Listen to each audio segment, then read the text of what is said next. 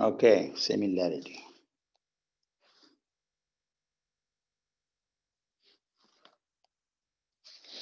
A basic idea of similarity is this, that sometimes if you have a matrix, for example, A, and you like to compute A2, A3, etc., and you want to have, let's say, A raised to the power 100.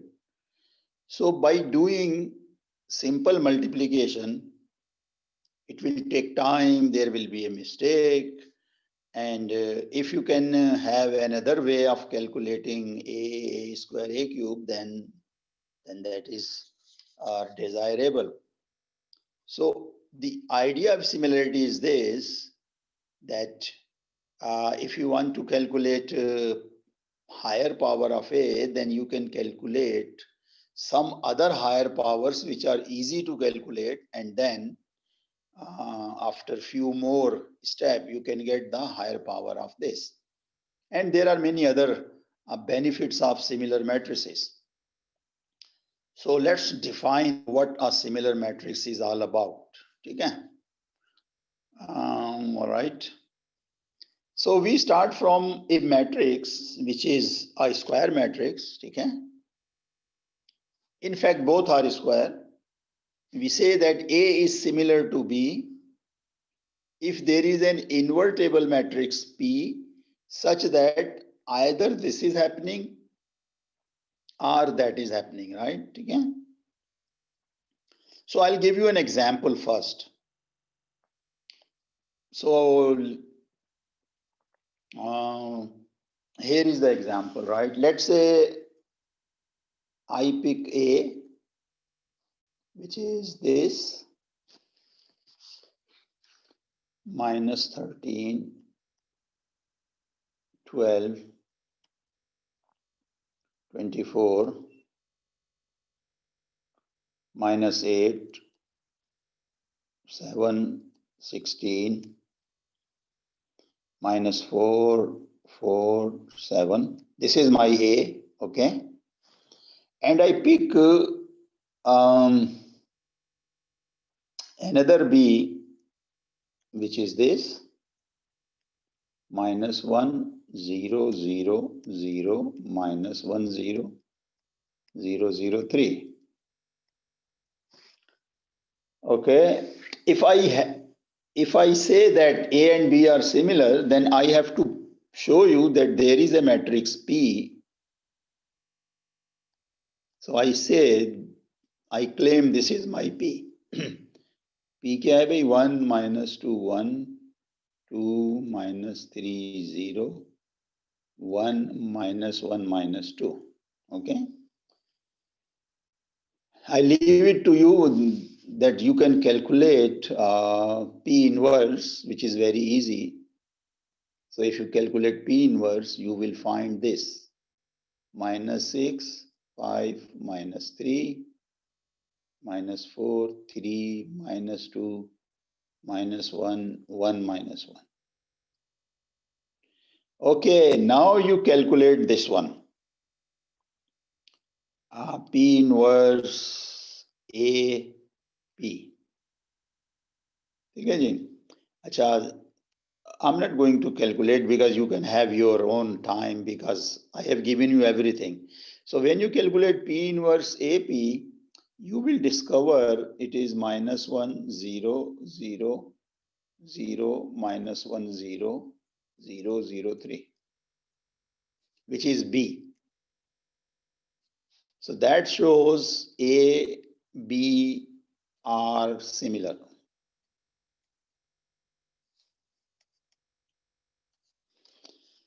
ठीक है ना? अच्छा, लेकिन अब आप कह सकते हैं सर ये तो पता नहीं आपने क्या कर दिया, हमारे पास तो सिर्फ क्या होती है, सिर्फ एक मैट्रिक्स ए होती है ना, जैसे मैंने ये बताया था यहाँ पे इंट्रोडक्शन में कि you have a, you want to calculate a square, you like to have a cube. ठीक है जी, तो ये इतनी सारी चीजें कहाँ से आ गई, ए बी और पी इनवर्स. तो मैं बताता हूँ आपको कहाँ से आई है. गौर से सुनिएगा मैं क्या कह रहा हूँ. अगर आप ए की आइगन वैल्यूज निकालेंगे ना, आइगन वैल्यूज, तो आपको ये मिलेगी -1, -1 एंड 3। आप समझ गए होंगे -1 को मैंने 2 दफा इसलिए लिखा है कि -1 जो है ना, ये आइगन वैल्यू है मल्टीप्लिसिटी 2 की, तो वी कैन से कि -1 एंड 3। अच्छा, अगर आप इस -1 का आइगन वेक्टर निकालेंगे ना, तो आपको पास 2 इंडिपेंडेंट आइगन वेक्टर्स आ जाएंगे। क्या आ जाएंगे? 2 इंडिपेंडेंट वेक्टर्स आ जाएंगे। वो ये वाले होंगे 1 -2 1, और जो दूसरा आएगा वो आएगा 2 -3 0। और जब आप 3 का आइगन वैल्यूज, आइगन वेक्टर निकालेंगे ना, तो वो ये आएगा 1 -1 एंड -2। मेरा ख्याल है नाउ इट इज क्लियर कि क्या हो रहा है। हो ये रहा है कि हमें सिर्फ ए दिया गया है, right? A is given and we like to have a similar matrix B and we have to prove it too. देखिए डेफिनेशन में तो ये दिया गया था ना कि 2 matrices are similar, यही है ना, ये लिखा हुआ है A is similar to B if there is another invertible matrix P such that either this is happening or this is happening, both are same, ठीक है? So I have given you the construction. Construction क्या है? A given होगी, सबसे पहले आपने क्या करना है, उसकी आइगन वैल्यूज निकालनी है, फिर आइगन वैल्यूज के बाद आपने आइगन वेक्टर्स निकालने हैं, और अगर तीनों eigen vectors independent of each other है, और अगर मैं उसको P का नाम दूं तो फिर उसका इनवर्स भी आ जाएगा, और फिर it is a matter of simple matter कि आप इसको जो है ना वेरीफाई कर लें, ठीक है? ऑलराइट, तो ये A और B क्या हो गए? Similar. Just once more, A गया है, आइगन वैल्यूज निकाल लें, वो आप उसकी मदद से एक डायगोनल मैट्रिक्स बना लेंगे B, फिर ये जो 3 आइगन वेक्टर्स आए हैं इनकी मदद से एक P बना लें, फिर आप P इनवर्स कैलकुलेट कर लें, और फिर आप ये चीज अगर कैलकुलेट करेंगे तो ये B के बराबर आएगी। अच्छा, इस केस में पता है क्या हुआ है, हमारा A जो है ना वो B के सिमिलर तो हो गया, लेकिन B जो है ना एक डायगोनल मैट्रिक्स है। B क्या है? Diagonal.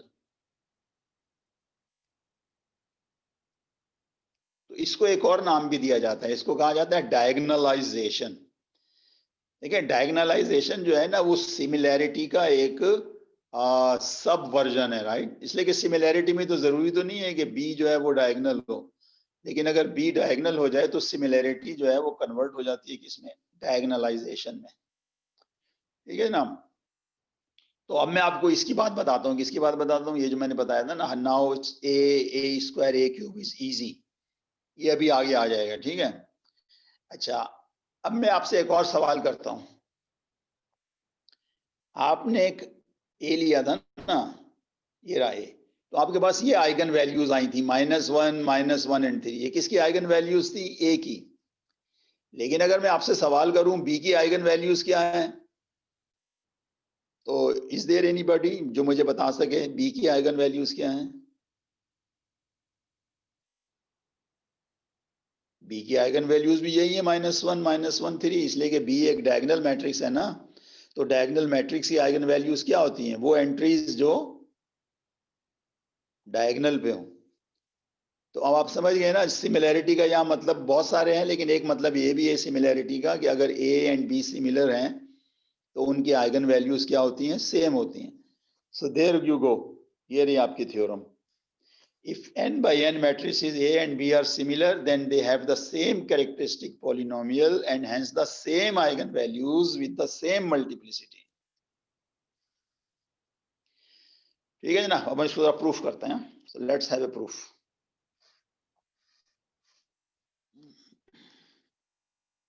Proof is really simple. Proof के लिए हम ऐसा करते हैं कि ये वाला हिस्सा जो है ना नीचे सारे क्लियर कर देते हैं। ओके, तो हमने कहा अगर A and B are similar हैं तो एक ऐसा पी मौजूद होगा जो नॉन सिंगुलर होगा और इस कंडीशन को सेटिस्फाई करेगा। तो हम सबसे पहले जो है ना बी का वो निकालते हैं, क्या, कैरेक्टरिस्टिक पॉलिनोमियल। आपको याद है ना, ये कैरेक्टरिस्टिक पॉलिनोमियल होता है, डिटरमिनेंट बी माइनस लैम्डा आई। ओके, इसमें अब आपने क्या किया है, ये तो आपने बी की वैल्यू रख दी कि इसलिए कि बी और ए जो है ना वो क्या है, सिमिलर है ना, तो बाय डेफिनेशन ये रहा, बी की जगह आप क्या लिख सकते हैं, पी इनवर्स ए पी। अच्छा, और ये एक सिंपल ट्रिक है, लैम्डा आई है ना, तो लैम्डा आई तो जाहिर है कि एक स्केलर मैट्रिक्स है ना, तो अगर आप ये पी इनवर्स लिखें और ये पी लिखें तो लैम्डा जो है वो बाहर आ जाएगा। देखिए मैं थोड़ा सिंप्लीफाई करके दिखाता हूँ, लैम्डा जो है बाहर चला जाएगा इसलिए कि लैम्डा इज ए स्केलर, बाकी क्या बचेगा, पी इनवर्स आई पी। फिर आई से किसी को भी मल्टीप्लाई कर दें कोई फर्क नहीं पड़ता, पी ही रहेगा, और पी और पी इनवर्स क्या है, ये भी आइडेंटिटी हो गए। तो आपने देखा कि ये एक मशहूर ट्रिक है जो हमेशा इस्तेमाल करते हैं, लैम्डा आई किसके बराबर हो गया, lambda P inverse I P, तो आपने लिख दिया। उसके बाद आपने काम किया, आपने कहा यार यहाँ पे पी इनवर्स लेफ्ट पे कॉमन ले लेते हैं और पी राइट पे कॉमन ले लेते हैं, तो बचेगा क्या, यहां से आपके पास ए आ जाएगा और यहां से बचेगा लैम्डा आई।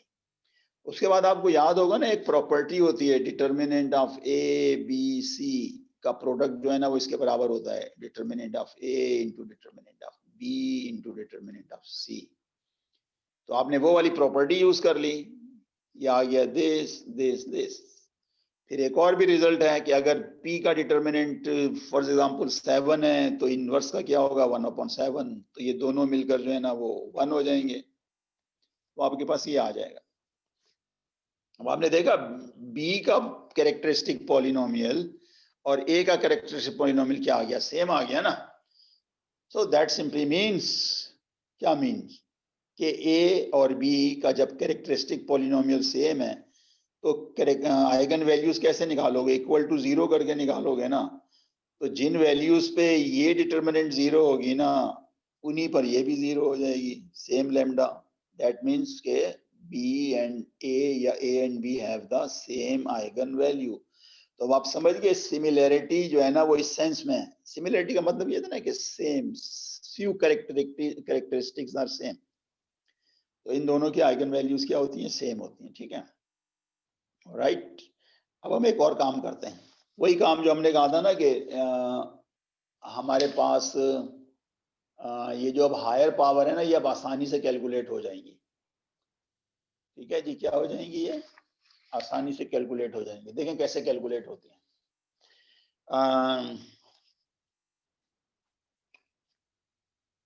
फर्स्ट कर लें मुझे ए स्क्वायर कैलकुलेट करना है, तो ए स्क्वायर जो है वो इसके बराबर हो जाएगा ना, पी बी पी इनवर्स, और फिर मैं दोबारा लिख दिया पी बी है और ये भी ए है, इसलिए कि A and B are similar है ना। अच्छा अब मुझे बताओ कि ये वाली जो चीज है ये तो आइडेंटिटी हो जाएगी ना, ठीक है, तो आपके पास बचेगा क्या, आपके पास बचेगा P B square P inverse, ठीक है ना, ये आइडेंटिटी होगी तो ये बी और ये बी मिलकर बी स्क्वायर हो गया। अब जरा देखें ए क्यूब क्या हो जाएगा, ए क्यूब ये हो जाएगा ना, ए स्क्वायर इंटू ए। अब मैं ए स्क्वायर की वैल्यू तो निकाल चुका हूं ना, P B square P inverse, इसके साथ मैंने रख दिया ए, और ए बी किसके बराबर है, पी बी पी इनवर्स। अब क्या होगा भाईजान, अब वही चीज दोबारा हो जाएगी, ये वाली चीज जो है ये आइडेंटिटी हो जाएगी और ये बी स्क्वायर और ये बी बी क्यूब हो जाएगा, ठीक है जी, तो ये हो गया P B cube P inverse, ठीक है जी। तो आपने देखा कि अगर स्क्वायर है तो बी स्क्वायर है, अगर क्यूब है तो ए क्यूब बी क्यूब है, लेकिन लेफ्ट राइट पे क्या हो गया, पी इनवर्स हो गया। इसका मतलब ये हो गया कि अगर आप चलते रहें तो आपका जो ए एन होगा वो बराबर हो जाएगा P B N P inverse, अच्छा याद रहे बी जो है वो डायगोनल है। जैसे अभी मैंने जो एग्जांपल दी थी ना, याद होगा ना, एग्जांपल में हमारा बी क्या था, जो प्रीवियस एग्जांपल थी हमारा बी ये था, बी ये था -1 0 0 0 -1 0 0 0 3। अगर आपने इसका पावर निकालनी ना एन तो वो बहुत आसान है। देखें जरा बी स्क्वायर अगर आप देखें तो आप देखें क्या मिलेगा आपको। आपको ये मिलेगा -1 की पावर n, सॉरी -1 की पावर 2 0 0 0 -1 की पावर 2 0। अब इसको सिंप्लीफाई ना करें इसलिए कि वो फिर मजा नहीं आएगा, राइट। 0 0 3 स्क्वायर। तो अगर आप चलते रहे ना, ये सब करते रहे, तो you will convince your self कि जो बी एन है वो ये हो जाएगा सिंपली। यहां लिख देते हैं बी एन जो है ना वो सिंपली ये हो जाएगा -1 की पावर n, यहाँ सब जीरो आ जाएंगे, ये जीरो हो जाएगा, यहाँ पे भी -1 की पावर n आएगा, ये जीरो हो जाएगा और ये भी हो जाएगा 0 0 एंड 3 की पावर n।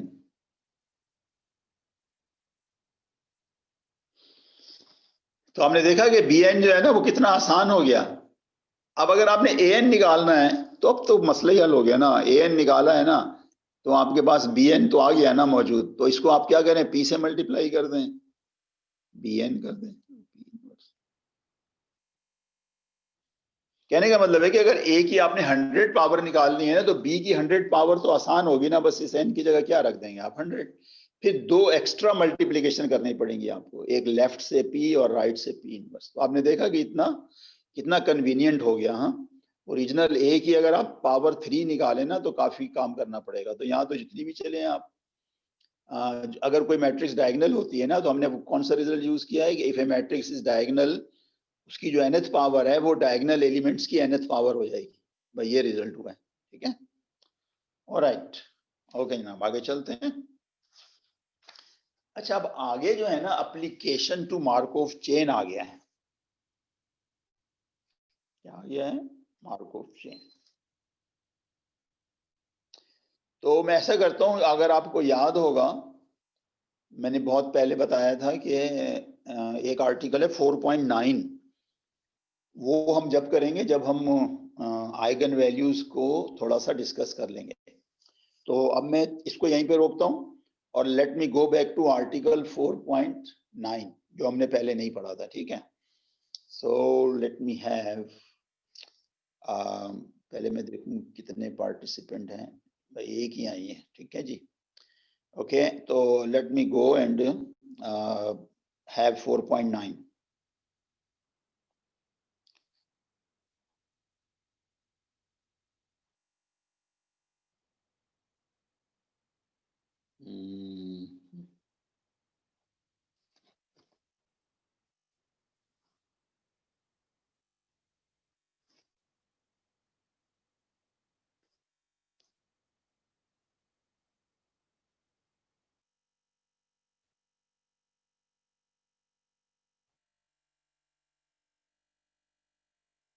ओके जी, हियर वी गो, 4.9 आ गया।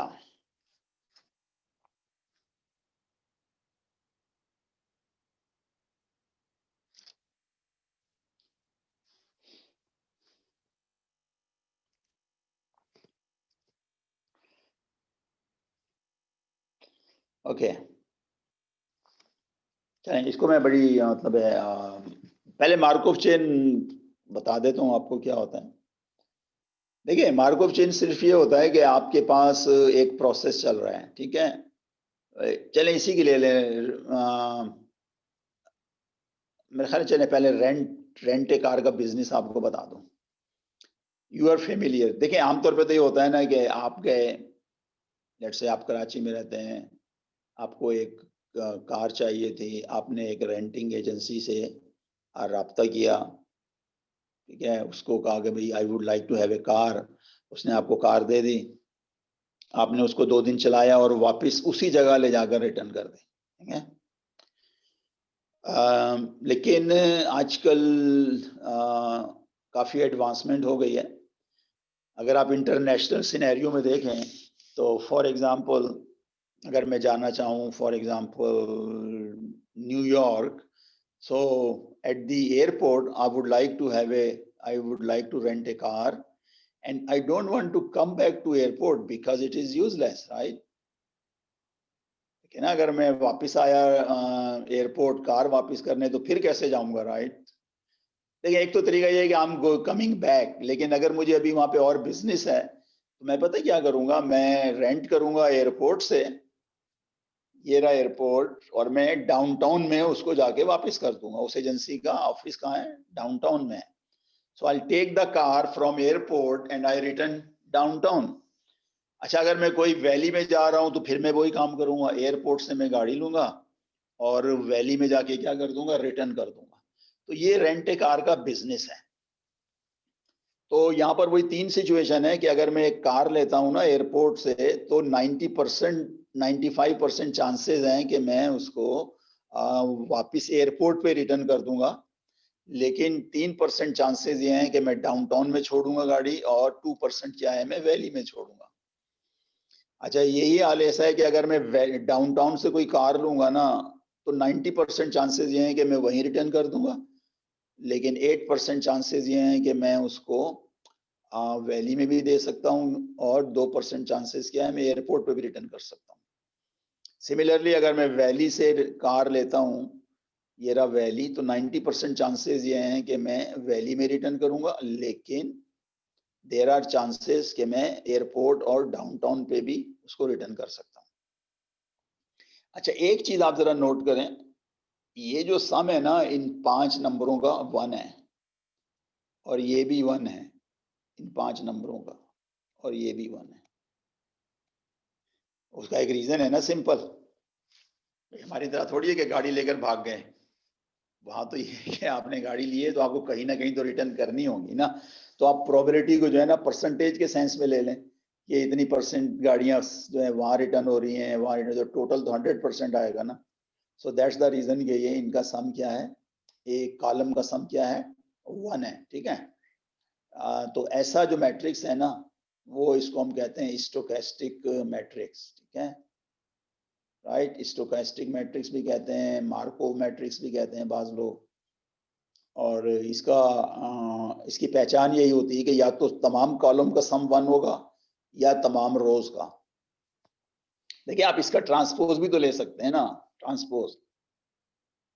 उसमें फिर ये होगा कि टॉप में क्या आ जाएगी, रिटर्न, और इधर क्या आ जाएगा, रेंटेड। उस केस में फिर क्या होगा, रोज का सम, कॉलम का सम नहीं 1 होगा, रोज का सम 1 होगा। तो इसकी कहलाती है स्टोकेस्टिक मैट्रिक्स। क्या कहलाती है, स्टोकास्टिक मैट्रिक्स, ठीक है।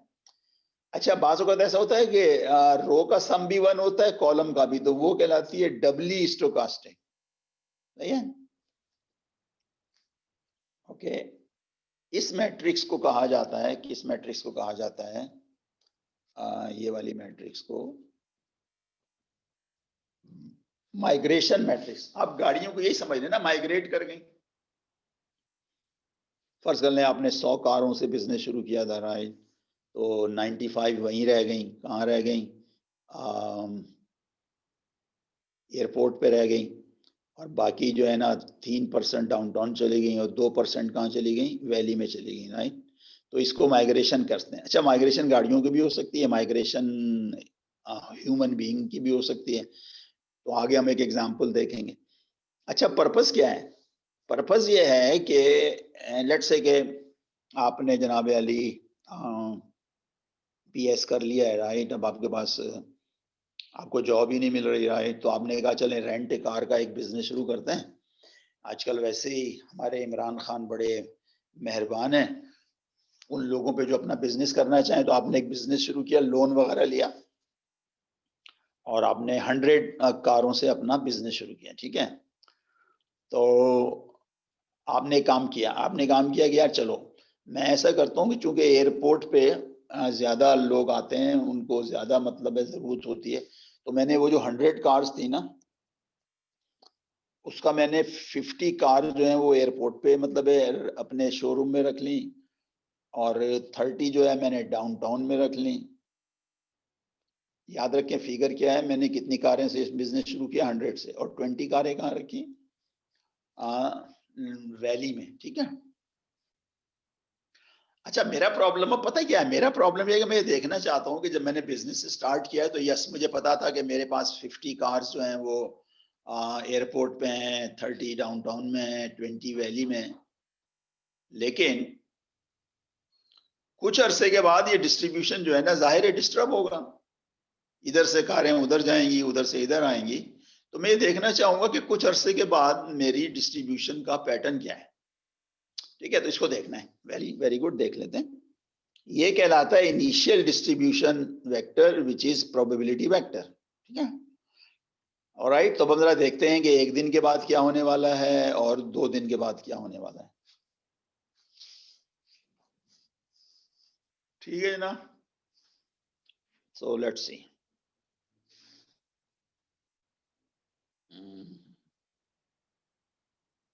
ये तो हो गया ना इनिशियल डिस्ट्रीब्यूशन। ओके, अब हम चलते हैं जनाब नेक्स्ट स्लाइड पे।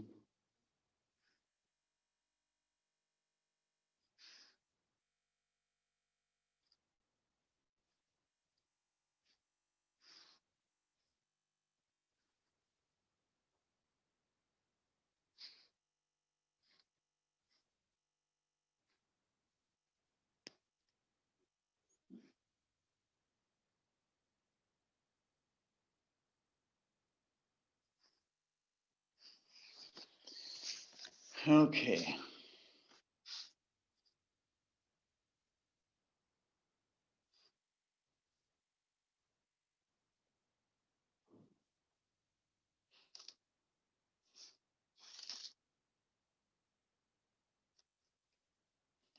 ख्याल शायद कुछ प्रॉब्लम आ रही है, मैं दोबारा डाउनलोड करता हूँ इसको।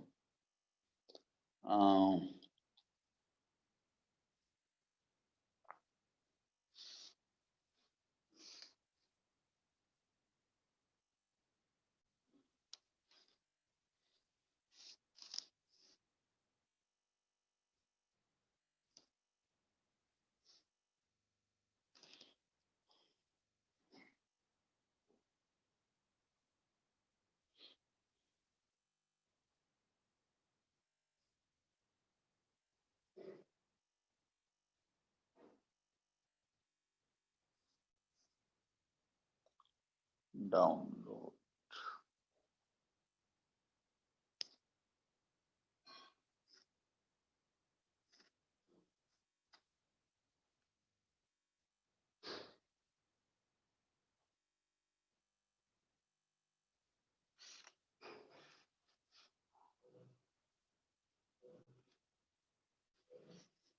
ओके जी, आ गया जनाब आप।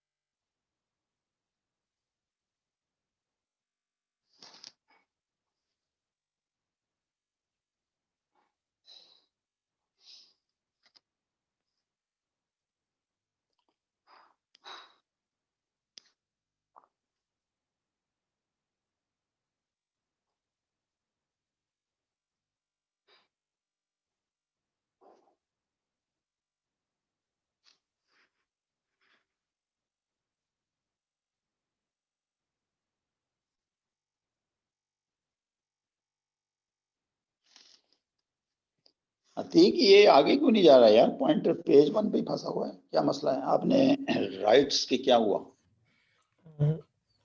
सर आप स्वाइप कर दें, राइट साइड पे नहीं हो रहा है।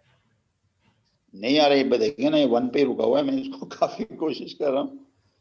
अच्छा, इसको जूम आउट करके फिर स्वाइप कर लें।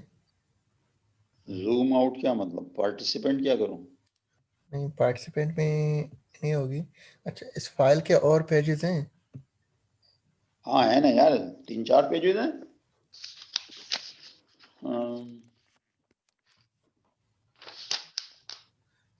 ओके, हम्म।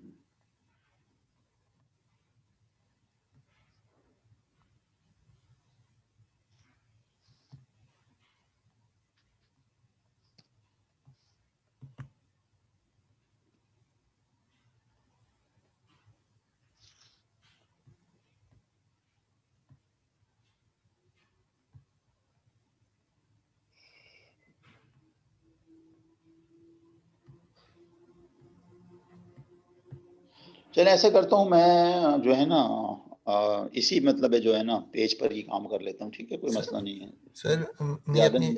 मैं अपनी स्क्रीन शेयर कर दूं, मेरे पास सारे पेजेस आ रहे हैं। चलो जबरदस्त, ये कर लो, वेरी जी गुड। जी सर। आप सर अपना शेयर स्टॉप शेयर कर दें, शेयरिंग स्टॉप कर दें। अच्छा मैं स्टॉप कर दूँ? जी सर।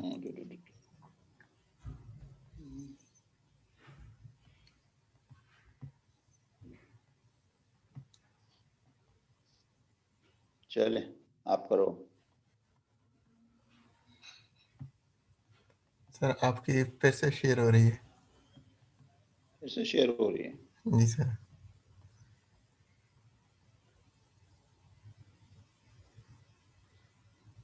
ये तो रेड नजर आ रहा था, इसको क्या करूँ मैं? रेड आ रहा है, इस पे क्लिक करें तो स्टॉप इसका ऑप्शन आ जाएगा। अच्छा, स्टॉप का ऑप्शन आएगा। जी सर। हाँ। हाँ अभी आगे सही है, अभी मैं शेयर करता हूँ। चलो ठीक है।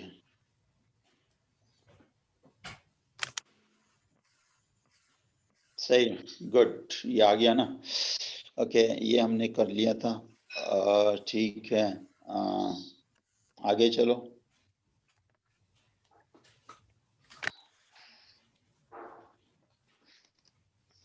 ये तो सब हो गया था ना, रिटर्न देश देश। चलें अब अगले पेज पे चलते हैं।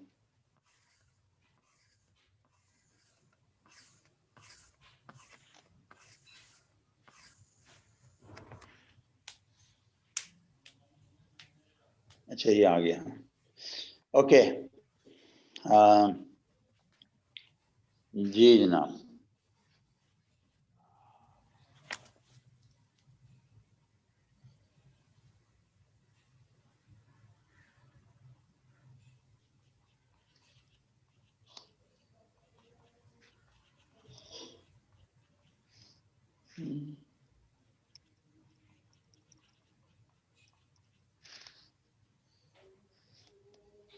अच्छा, अब इसमें पेन नहीं चल रहा, तो मैं ऐसा करो, तुम जो है ना सेकंड स्क्रीन लाओ, फिर मैं पेन चलाता हूँ। अच्छा एक मिनट, सॉरी, मेरा खाली राइट पे कुछ है।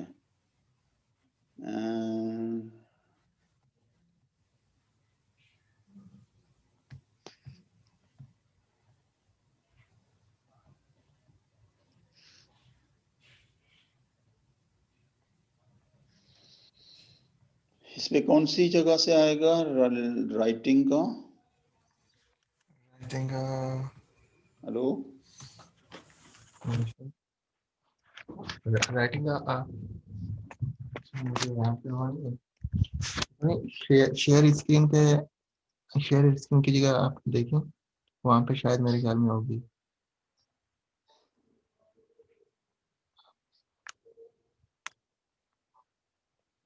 शेयर स्क्रीन, अच्छा, this will stop others screen sharing, do you want to continue? Cancel कर दूं इसको? This will stop others screen sharing, इसको तो कैंसिल कर। हाँ फिर यहाँ पे ओके, कुछ आया तो है यार ऊपर। एनोटेट का ऑप्शन है कहीं पे?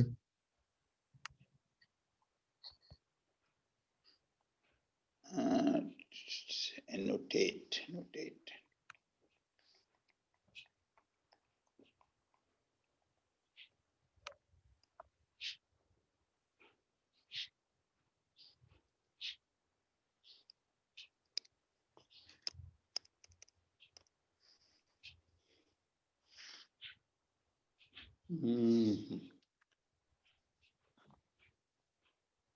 अच्छा, ये कुछ आया तो है नीचे।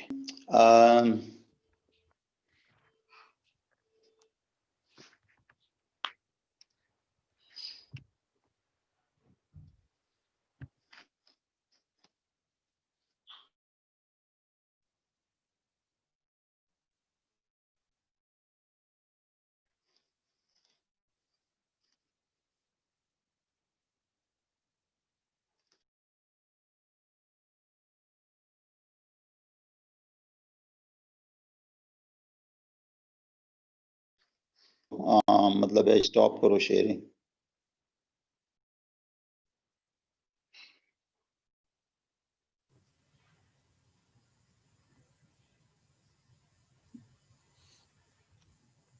इसको शेयरिंग स्टॉप कर दूं?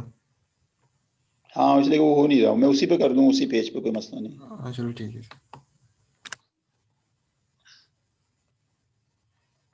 हो गया।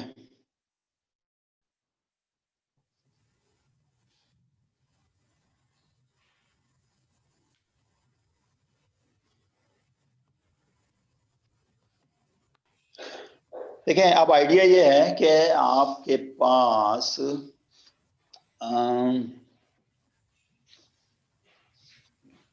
4.9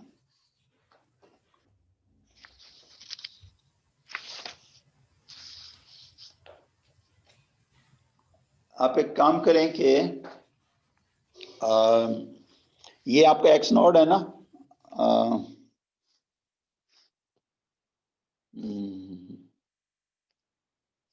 ये आपका एक्स नोड है, ठीक है, इनिशियल डिस्ट्रीब्यूशन ये एम है।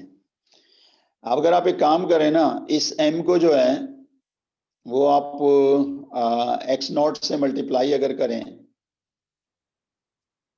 तो ये एक्स वन आ जाएगा। क्या मतलब ये है कि आप यहाँ पे रखोगे ना एक्स नॉट 0.5, 0.3, 0.2, तो ये इसके साथ मल्टीप्लाई हो जाएगा, ये इसके साथ मल्टीप्लाई हो जाएगा, ये इसके साथ मल्टीप्लाई हो जाएगा। कहने का मतलब ये हो जाएगा रीडिस्ट्रीब्यूशन ऑफ कार्ड हो जाएगा। क्या हो जाएगा? रीडिस्ट्रीब्यूशन ऑफ कार्ड, ठीक है। और इसकी कुछ वैल्यूज आ जाएगी। मेरे पास 4.9, आप मुझे बता सकते हैं अतीक, आपके पास हार्ड कॉपी है उसकी? जी सर 4.9 की हार्ड कॉपी सर मेरे पास नहीं थी। नहीं है ना आपके पास?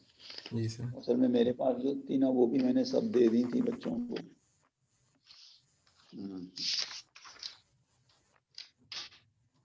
जी 5.3,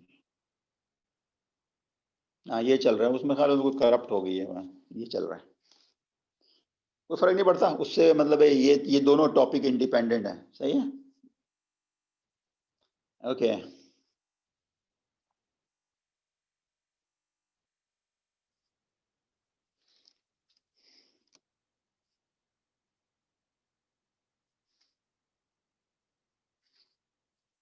जैसे मैंने अभी बताया था ना कि ये वाला जो कंसेप्ट होता है ना, A is equal to P B P inverse, तो हम क्या कहते हैं, हम ये कहते हैं ना A and B are similar, यही कहते हैं ना A and B are similar.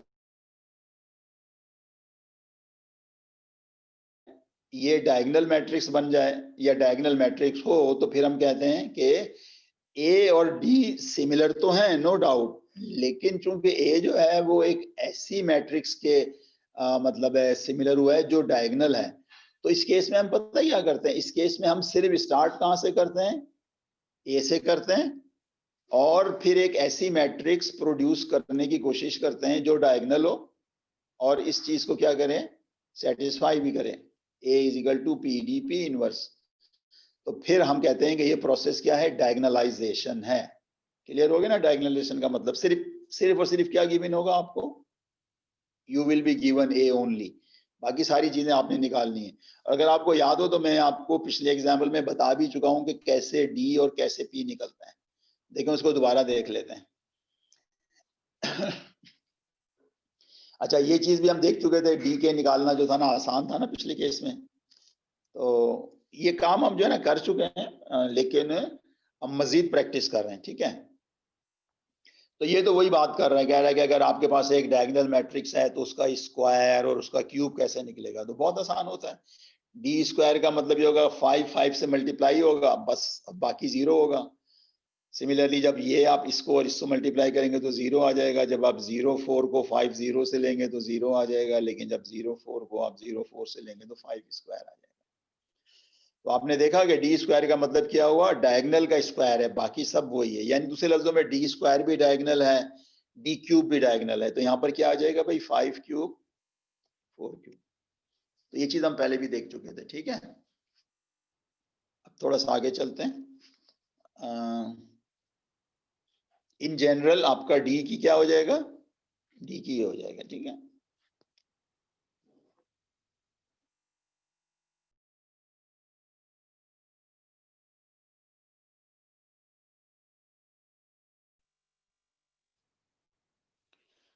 Okay जी, सो ये हो गया डी के, राइट। याद रहे डी क्या था हमारा, what was D, D was this 5004, ये हमारा डी था, ठीक है। Okay right. अच्छा, ये वही चीज है जो हम पहले अभी आपको बता भी चुके हैं। क्या बता चुके हैं कि अगर आपके पास डी जो है वो 54 है, मतलब डी जो है वो अच्छा, अब ये कह रहा है given that A is equal to P D P inverse. तो अब मैं आपको, मेरा ख्याल है वो चीज दोबारा रिपीट कर देता हूं कि ये डी कहां से आया और पी कैसे आएगा। तो आपको याद है ना, मैंने थोड़ी देर पहले आपको बताया,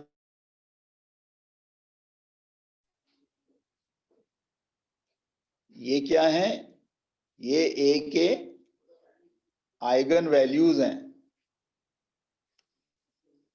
और अगर हम इन आइगन वैल्यूज का आइगन वेक्टर निकालें तो ये जो आया है ना, ये 1 2, ये 5 5 का आइगन वेक्टर्स है, और ये जो दूसरा है ना 4, इसका जो आइगन वेक्टर्स है वो ये है 1 2। अच्छा, अब आप फिर सवाल ये कर सकते हैं, देखिए दो चीजें हैं, एक तो ये कि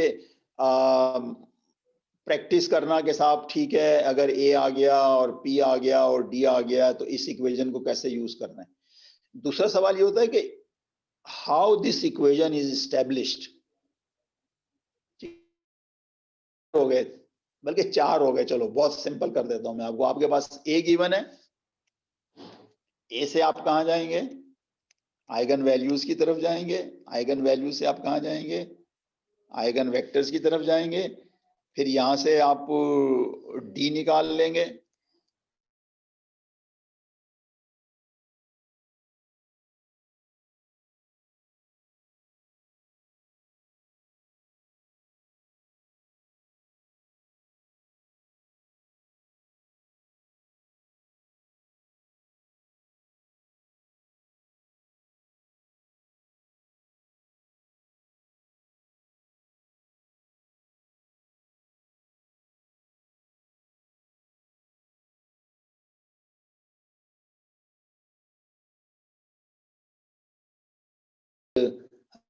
फिर हम इसका डिटर्मिनेंट जो है वो निकाल लेंगे, determinant of this is equal to determinant of this. तो डिटर्मिनेंट किसके बराबर आएगी भाई, 6 minus lambda 3 minus lambda plus 2 आ जाएगा, ठीक है।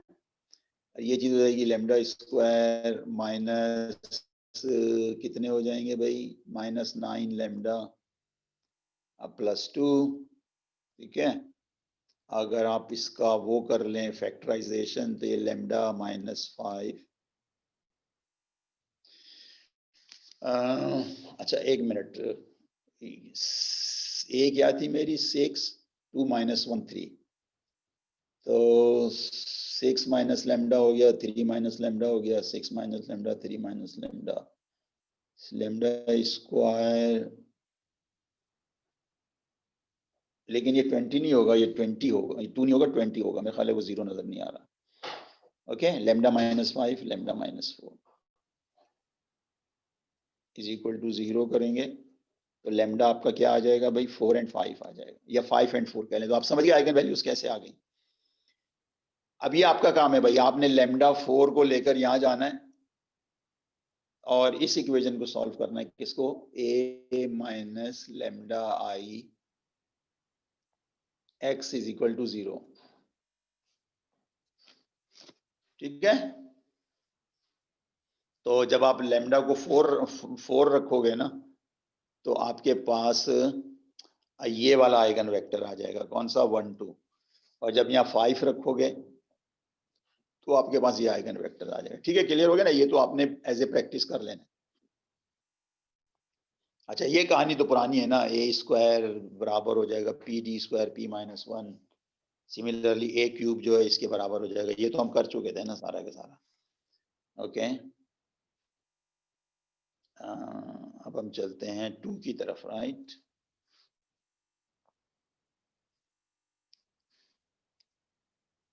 अच्छा, अब जब आपके पास ए के आ जाएगा तो आप इनको, जैसे मैंने पहले ही बताया था ना, इन 3 मैट्रिसेस को मल्टीप्लाई करेंगे तो ये आ जाएगा, ठीक है। ओके, तो अब ये वही बात बता रहा है जो मैंने आपको पहले बता दी थी कि is diagonalizable if A is similar to a diagonal matrix, ठीक है। ये तो वही पुरानी डेफिनेशन है। अच्छा, अब ये वही सवाल पूछ रहा है व्हेन ए इज डायगोनलाइजेबल, तो इसका जो आंसर है ना वो इसमें है, eigenvalues and eigen vectors of A. आप अगर गौर करें, अभी हमने थोड़ी देर पहले यही किया है ना कि हमारा जो 5 था वो आइगन वैल्यू थी, आइगन वैल्यू, और ये जो हमारा 1511 है ये क्या था आपका आइगन वेक्टर, ये वही अभी निकाला है ना ये। तो ये तो उसकी वेरिफिकेशन हो गई ना कि अगर वो आइगन वेक्टर है और वो आइगन वैल्यू है तो ये इक्वेशन सेटिस्फाई होगी। सिमिलरली दूसरी इक्वेशन क्यों सेटिस्फाई हो गई, because 4 is an eigen value and 1 2 is the eigen vector, तो ये इक्वेशन भी सेटिस्फाइड हो जाएगी। अच्छा, आप इस इक्वेशन को आप एक और तरीके से भी लिख सकते हैं। वो पता कैसे लिख सकते हैं? वो आप इस तरह से लिख सकते हैं कि इन दोनों को आप इस तरीके से भी तो विजुअलाइज कर सकते हैं। क्यों विजुअलाइज कर सकते हैं? आप अगर गौर करें, ये वाली चीज जो है ना, ये वाली, ये तो 5 5 हो गई, और जो नीचे वाली चीज है ये क्या हो गई, 4 8 हो गई। तो असल में आपने ये काम किया है कि इस मैट्रिक्स को जब आपने 1 1 से मल्टीप्लाई किया कॉलम से तो आपके पास 5 5 आ गया, और इस मैट्रिक्स को जब आपने 1 2 से मल्टीप्लाई किया तो आपके पास क्या आ गया, 4 8 आ गया। इसका एक और भी तो मतलब है भाई कि अगर हम इन 2 कॉलम की एक मैट्रिक्स बना दें तो जब हम मल्टीप्लाई करेंगे तो हमारे पास वो मैट्रिक्स आएगी जिसका पहला वेक्टर 5 5 है और दूसरा वेक्टर क्या है, 4 8 है। ये सिंपली मतलब एक्सप्लॉइट कर रहे हैं matrix multiplication as a whole and matrix multiplication in terms of components. अब इसी चीज को हम एक और तरीके से भी लिख सकते हैं, वो देखें कैसे लिख सकते हैं। ये मेरे ख्याल है आपको ज्यादा समझ में आएगा। हमने काम किया, हमने कहा यार ये वाला जो काम है ना, ये वाला काम, ये ऐसे भी हो सकता है कि मतलब ये दोनों मिलाकर हम कर रहे हैं, दोनों काम हम मिला के कर रहे हैं। हमने कहा कि हुआ क्या है, हुआ ये है, या बल्कि इसको छोड़ दें, चले इसको देख लेते हैं। इस चीज को हम पता कैसे कर सकते हैं, हम इसको ऐसे भी कर सकते हैं कि इसको हम लिखें एक और तरीके से। वो कैसे लिखें कि ये जो 5 था और ये जो 4 था, आप उसके आइगन वेक्टर्स लिख लें और एक डायगोनल मैट्रिक्स बना लें जिसकी के डायगोनल वैल्यूज हैं 5 4। अब अगर आप मल्टीप्लाई करेंगे ना 1 1 1 2 और 5 4 को, तो यही आ जाएगा ना। पहले आप 5 0 से मल्टीप्लाई करेंगे इस पूरी मैट्रिक्स को तो ये वाली चीज आ जाएगी 5 5। फिर आप 0 4 से उठा के पूरी मैट्रिक्स को मल्टीप्लाई करेंगे तो ये आ जाएगी। तो कहने का मतलब ये हुआ, आप अब सब चीजें अगर भूल जाएं तो आपने देखा कितनी ब्यूटीफुल चीजें आई है। ब्यूटीफुल चीज ये आई है कि अगर आपके पास एक ओरिजिनल मैट्रिक्स है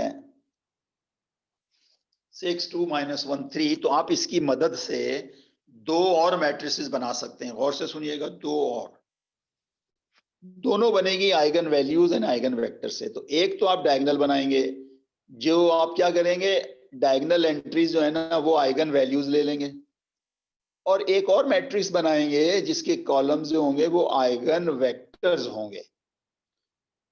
तो ये अगर आप बना लेना आइगन वेक्टर्स और आइगन वैल्यूज से 2 मैट्रिक्स, तो वो इस इक्वेशन को क्या करेंगे, सेटिस्फाई करेंगे।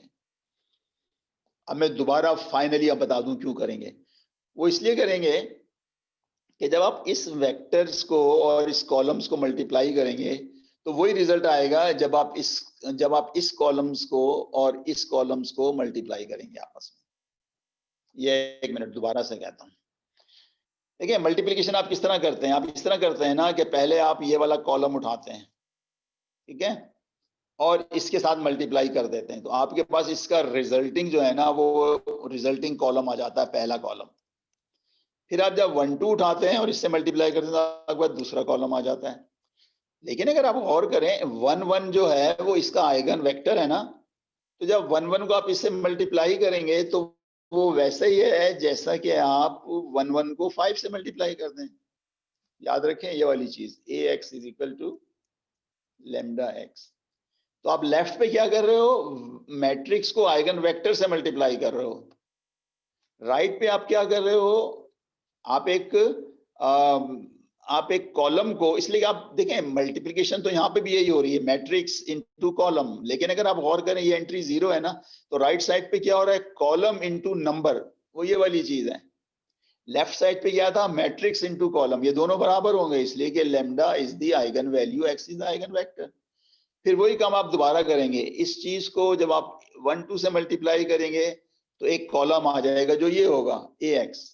लेकिन जब आप ये वाला उठाएंगे ना 0 4 इससे करेंगे तो फिर आप बेसिकली 1 2 को 0 4 से मल्टीप्लाई कर रहे होंगे, तो आपके पास ये चीज आ जाएगी। तो इसका मतलब है आप ये क्लियर समझ गए ना आप, कि जब भी आपके पास एक मैट्रिक्स ए होगी तो आप उसकी मदद से हमेशा 2 मैट्रिसेस और बना लेंगे, एक का नाम P रखेंगे, एक का नाम D रखेंगे।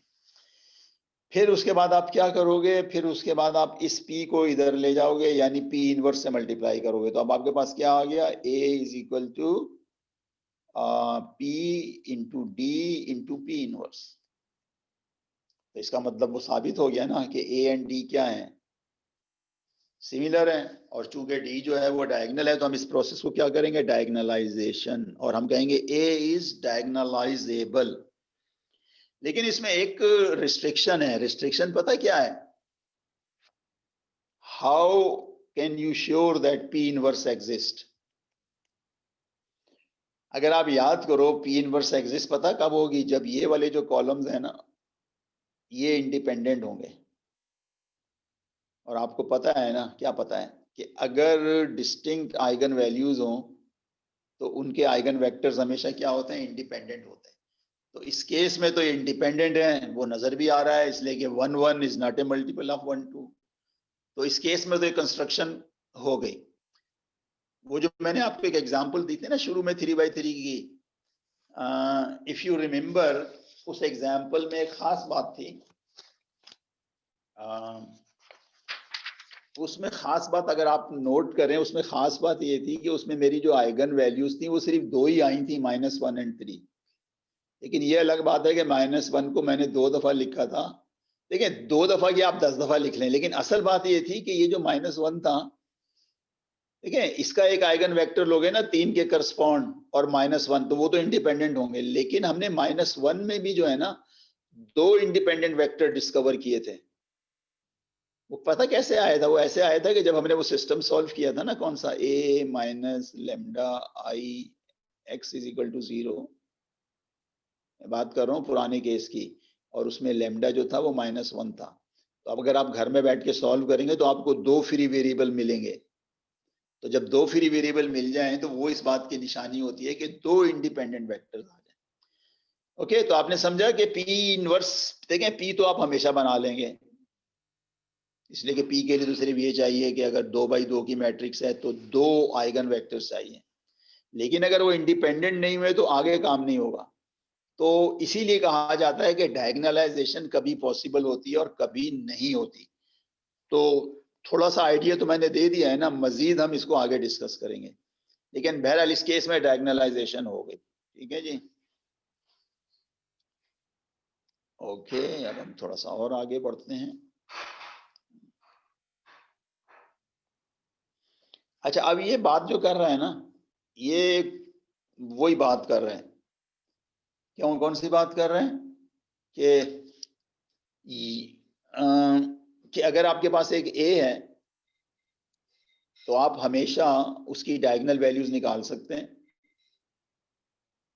जरूरी नहीं है कि ये डिस्टिंक्ट हो, अगर रिपीट हो रही है तो आप 2 दफा लिख देंगे, लेकिन बहरहाल डी बन जाएगी। ठीक है, फिर आप क्या करेंगे कि लेमडा 1 का आइगन वेक्टर निकालेंगे, लेमडा 2 का आइगन वेक्टर निकालेंगे, लेमडा n का आइगन वेक्टर निकालेंगे, ये हमारा P बन जाएगा। कहने का मतलब है कि ये इक्वेशन तो हमेशा बन जाएगी, भले P जो है वो इन्वर्टेबल हो या ना हो। लेकिन जब आप यहां से यहां जाना चाहेंगे, कहां जाना चाहेंगे भाई, P D P इनवर्स, तो फिर क्वेश्चन मार्क आएगा कि इज इट पॉसिबल और नॉट। देखिए डायगोनलाइजेशन की डेफिनेशन ये है, ये नहीं है, लेकिन ये भी हो सकती है अगर आप श्योर हैं, क्या श्योर हैं कि AP is equal to PD और P इज इन्वर्टेबल, तो फिर ये भी डेफिनेशन होगी। इसलिए कि फिर आपको जब पता है कि P इन्वर्टेबल है तो आप इस P को क्या ले जाएंगे, इस साइड पे ले जाएंगे, ठीक है। ऑलराइट, ये देखिए यही लिखा हुआ है, in if this is invertible then A equal this.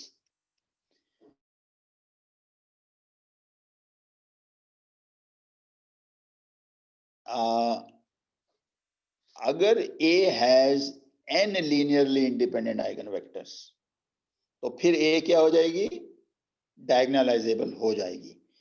और उस केस में आप A को ऐसे लिख सकते हैं, वेयर D क्या है, डायगोनल मैट्रिक्स है, और उसके डायगोनल एंट्रीज क्या हैं, वही आइगन वैल्यूज हैं, और P क्या है, वो करस्पॉन्डिंग आइगन वेक्टर्स हैं।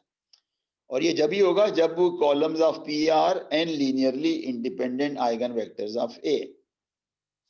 डायगोनल एंट्रीज क्या होंगी D की, वही होंगी D eigen vectors in P, sorry, diagonal entries of D are eigenvalues of A that correspond to the eigenvectors in P. Okay, अब एक और एग्जांपल देख लेते हैं। देखिए मैंने दो एग्जांपल करा दिए, एक तो अभी 2x2 की थी जिसमें डायगोनलाइजेशन पॉसिबल थी, और एक मैंने जो शुरू में जब मैं सिमिलरिटी का कंसेप्ट दिया था, याद है, वो 3x3 की, वो भी थी डायगोनलाइजेबल। जरा इसको देख लेते हैं। ओके,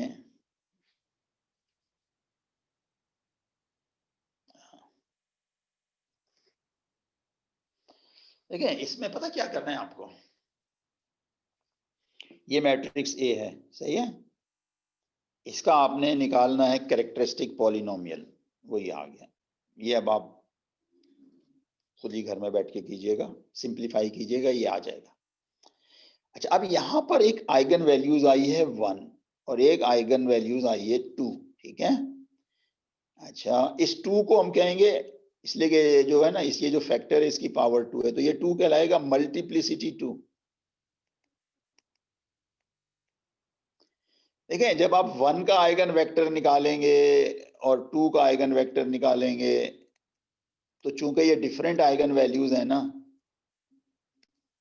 क्या है ये, डिफरेंट आइगन वैल्यूज है, तो ये दो तो इंडिपेंडेंट होंगे, लेकिन हमें 3 चाहिए। तो वो ये होगा कि ये जो मल्टीप्लिसिटी 2 वाला है ना आइगन वैल्यूज, इसको सॉल्व करें, अगर इसमें 2 फ्री वेरिएबल्स आ गए तो यस, डायगोनलाइजेशन इज पॉसिबल। लेकिन अगर इसको सॉल्व करेंगे और एक ही फ्री वेरिएबल आएगा तो हम कहेंगे सॉरी, डायगोनलाइजेशन इज नॉट पॉसिबल। तो अब हम देखते हैं कि इस केस में 2 के ऊपर एक इंडिपेंडेंट आइगन वेक्टर आ रहा है या एक से ज्यादा आ रहा है, ठीक है। So let's move.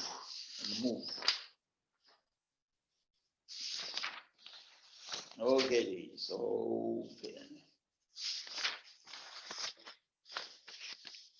चलिए जनाब।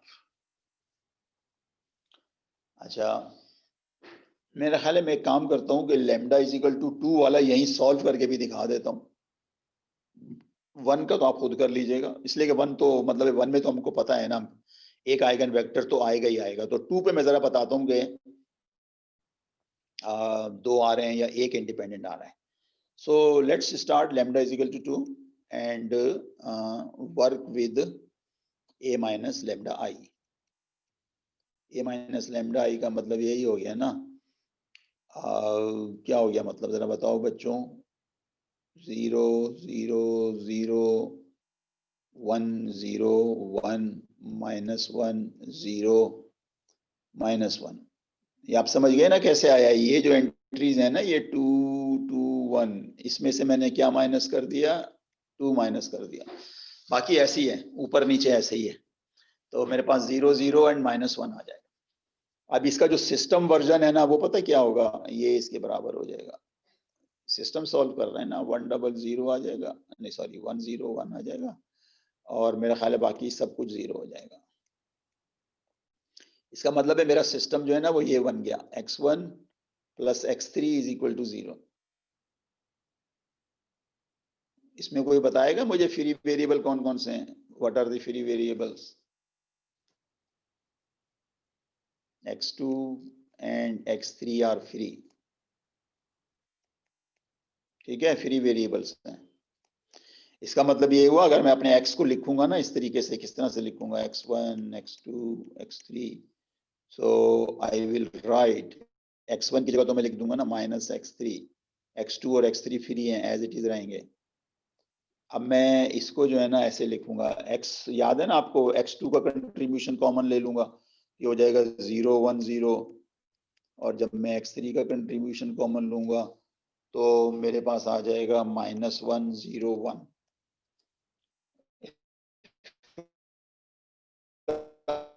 मतलब ये है कि अगर मैं x1 को आइगन वेक्टर आ गया, ये दूसरा आ गया, तो आपने देखा कि लैम्डा 2 पर हमें 2 इंडिपेंडेंट आइगन वेक्टर आ गए हैं, ठीक है। तो ये चीज आपको अगले पेज पे नजर आएगी। क्यों भाई, अगले पेज पे यही आया था ना, मतलब अभी हमने सॉरी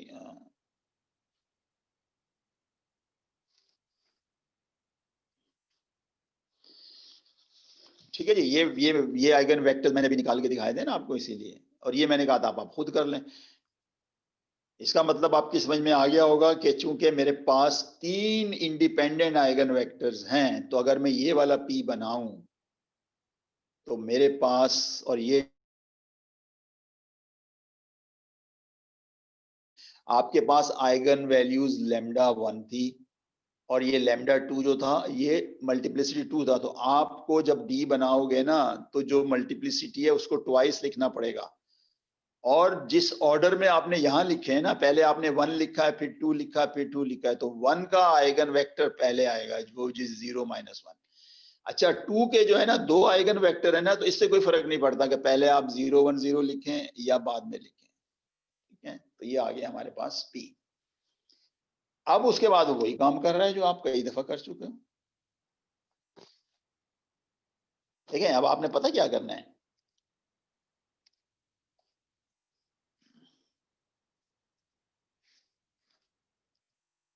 जैसे कि मैं हमेशा कहता हूं कि हमारे पास जो डेफिनेशन है ना वो ये नहीं है, असल डेफिनेशन ये है, A is equal to P inverse. लेकिन आप इसको भी डेफिनेशन ले सकते हैं, लेकिन उसके लिए क्या करना होगा, एक सेंटेंस लिखना होगा। क्या लिखना होगा? Provided P inverse exist.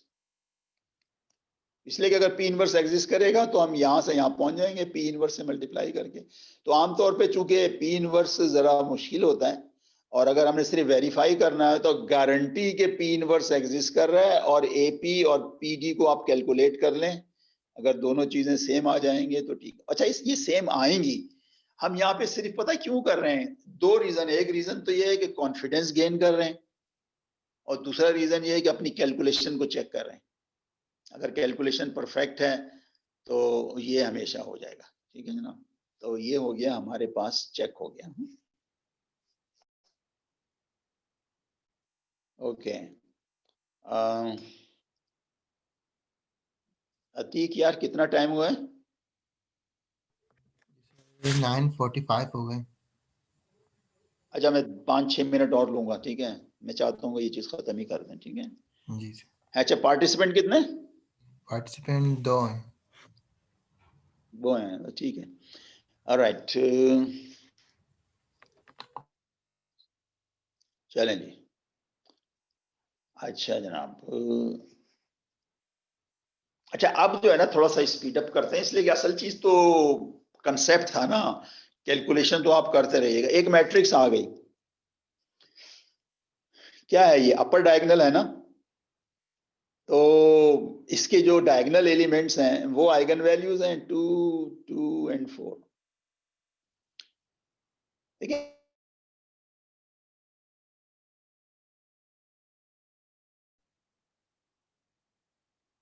तो फिर आपको कुछ करने की जरूरत नहीं थी। मतलब अगर सिर्फ ये पूछा जाए कि ये डायगोनलाइजेबल है या नहीं, तो कोई जरूरत नहीं थी, इसलिए कि 3 आइगन वैल्यूज हैं, तीनों डिस्टिंक्ट हैं, 3 आइगन वेक्टर्स आ जाएंगे जो इंडिपेंडेंट हो गए, ब्ला ब्ला ब्ला काम हो जाएगा, ठीक है।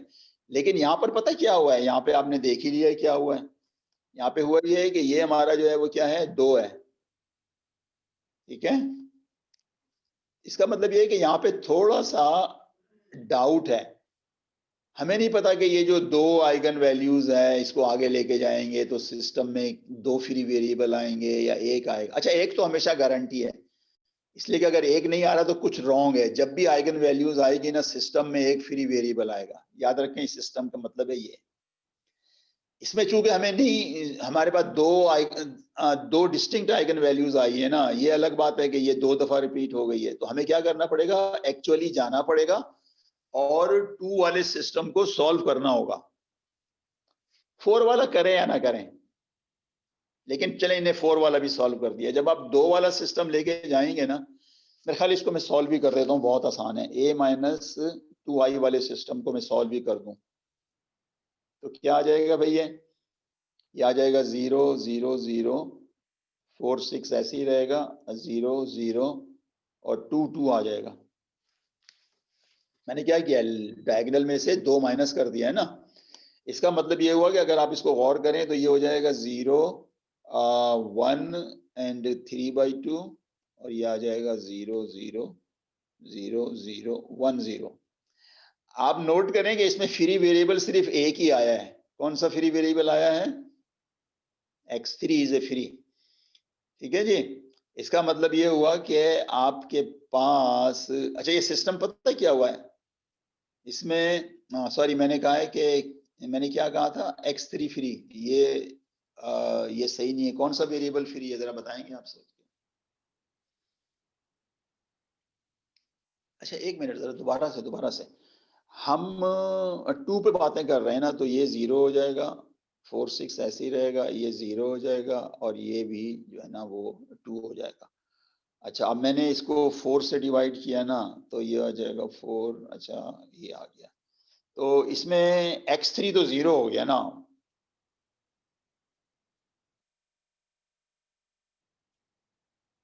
और ये वाला रिलेशन क्या है, x1 sorry x2 plus 3/2 x3 is equal to 0। मेरे ख्याल में मुझे ऐसे करना चाहिए था, इसमें एक स्टेप और कर देते ना यार, इसको भी 0 कर देते रिड्यूस इक्वल फॉर्म में। तो अब हमारे पास क्या आया, x2 जो है वो भी नॉन फ्री वेरिएबल है इसलिए कि पिवट कॉलम है, x3 भी है, तो ये तो 0 हो गए। लेकिन x1 फ्री है ना, तो अब सिर्फ एक ही फ्री वेरिएबल आया है ना, तो आप उसको 1 वैल्यू दे दें।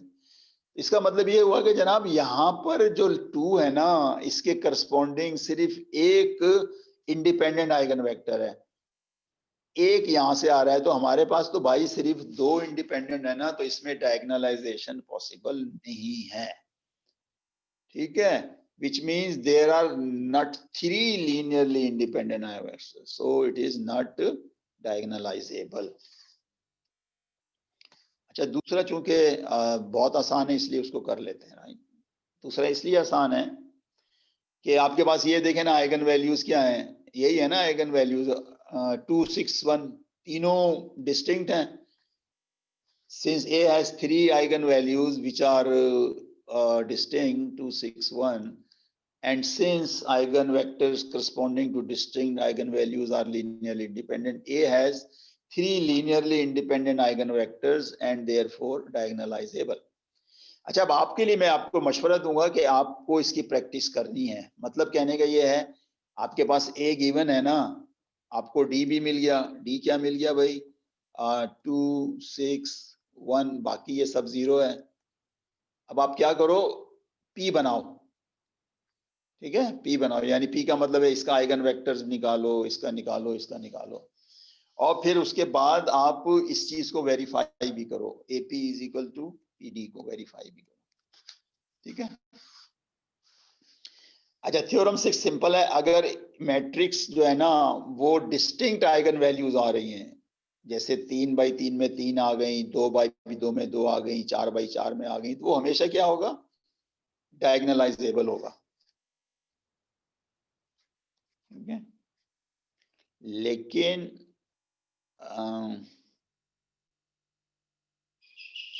ये वाला जो है ना, ये जो आखिरी पेज है, ये जो है इसको हम बाद में कर लेंगे। वैसे मैं कर सकता था आज, लेकिन let's see, will do it again, okay. तो विद दिस आई से थैंक यू, अल्लाह हाफिज। इसको जरा मैं एंड करता हूँ ताकि अतीक उसकी रिकॉर्डिंग को सेव कर।